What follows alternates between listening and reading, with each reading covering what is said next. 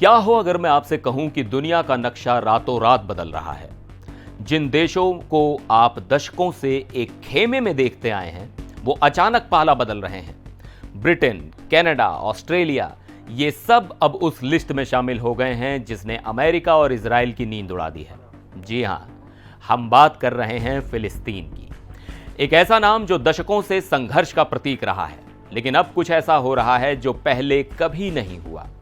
दुनिया के 3/4 देश फिलिस्तीन को एक आजाद मुल्क मान रहे हैं। तो सवाल यह है कि यह सब अचानक क्यों हो रहा है? कौन कौन से देश फिलिस्तीन के साथ हैं और कौन आज भी खिलाफ खड़ा है? और सबसे बड़ा सवाल, इस मान्यता के कागज के टुकड़े का असल में मतलब क्या है? क्या इससे जमीन पर कुछ बदलेगा? आइए इस पूरे मामले की परत दर परत पड़ताल करते हैं। बने रहिए मेरे साथ। नमस्कार, मैं हूं सिद्धार्थ प्रकाश।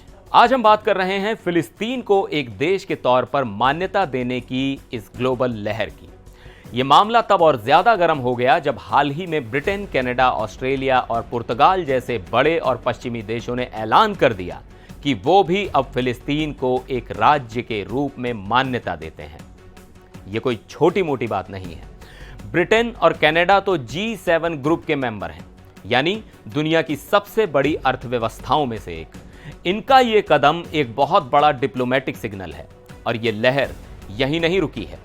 फ्रांस, बेल्जियम, माल्टा जैसे कई और यूरोपियन देश भी लाइन में लगे हैं और जल्द ही ऐसा ऐलान कर सकते हैं। तो चलिए सबसे पहले यह समझते हैं कि फिलिस्तीन के साथ खड़ा कौन कौन है।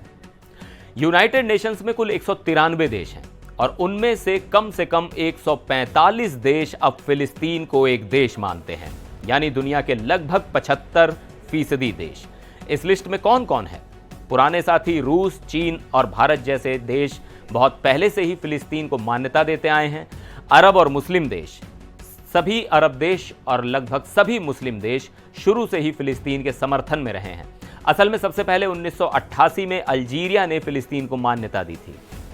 अफ्रीका और लैटिन अमेरिका, इन महाद्वीपों के भी ज्यादातर देश फिलिस्तीन के साथ हैं। लेकिन असली कहानी बदली है अब। गाजा में पिछले लगभग 2 सालों से चल रहे युद्ध ने दुनिया के कई देशों को अपनी सोच बदलने पर मजबूर कर दिया है। इसी वजह से स्पेन, आयरलैंड, नॉर्वे, स्लोवेनिया और अब ब्रिटेन, कनाडा जैसे 13 नए देशों ने मान्यता दी है। अब सिक्के का दूसरा पहलू देखते हैं।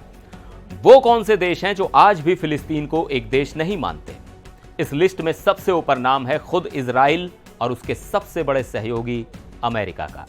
इजराइल की सरकार तो फिलिस्तीनी राज्य के विचार को ही सिरे से खारिज करती है। इनके अलावा एशिया में जापान, साउथ कोरिया, सिंगापुर जैसे देश मान्यता नहीं देते। यूरोप इस मामले में सबसे ज्यादा बंटा हुआ है। जर्मनी, इटली, हंगरी, चेक रिपब्लिक जैसे देश अभी भी मान्यता देने के पक्ष में नहीं है। पहले लगभग पूरा पश्चिमी यूरोप एक साथ खड़ा था, लेकिन अब स्पेन, नॉर्वे, आयरलैंड और ब्रिटेन के अलग होने से इस गुट में दरार आ गई है और बाकी दुनिया में कैमरून, पनामा और ओशिनिया के ज्यादातर देश भी इस लिस्ट में शामिल हैं। ठीक है, हमने ये तो जान लिया कि कौन साथ है और कौन नहीं, लेकिन सबसे बड़ा और उलझा हुआ सवाल यही है कि इस मान्यता से होता क्या है? क्या कल से फिलिस्तीन की अपनी आर्मी होगी? क्या उनकी अपनी करेंसी होगी? क्या वो वर्ल्ड कप खेलेंगे? तो देखिए, अंतर्राष्ट्रीय कानून के एक्सपर्ट्स भी मानते हैं कि यह एक बहुत ही पेचीदा सवाल है। यह कानून और राजनीति के बीच एक धुंधला सा एरिया है। इसे आसान भाषा में समझते हैं।